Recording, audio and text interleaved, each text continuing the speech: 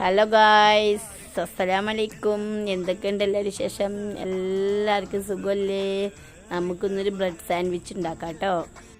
അതിനായി ആദ്യം ക്യാബേജ്, അത് കഴിഞ്ഞിട്ട് ക്യാപ്സിക്കം, തക്കാളി, കുക്കുംബർ, പച്ചമുളക് ആവശ്യത്തിന് മതി, നമ്മൾ എരിവിനനുസരിച്ചിട്ട് എടുക്കുക. പിന്നെ സബോള ഓവറാവരുത് കേട്ടോ, അതിൻ്റെ ടേസ്റ്റ് പോവുള്ളൂ. എല്ലാം കൂടി നമ്മൾ മിക്സ് ചെയ്യണ സമയത്ത് കുരുമുളക് പൊടി ഇടണം, ഉപ്പിടണം, മയോനൈസ് അത് നമ്മൾ ആവശ്യത്തിന് ഒഴിക്കുക. നന്നായി ഒഴിച്ചാൽ കുഴപ്പമൊന്നുമില്ല. എന്നിട്ട് നന്നായി അങ്ങോട്ട് മിക്സ് ചെയ്യുക. ചെയ്തതിന് ശേഷം ഈ കൂട്ട് നമ്മൾ വയ്ക്കുക. നമ്മൾ ബ്രെഡ് പൊരിച്ചെടുക്കുക.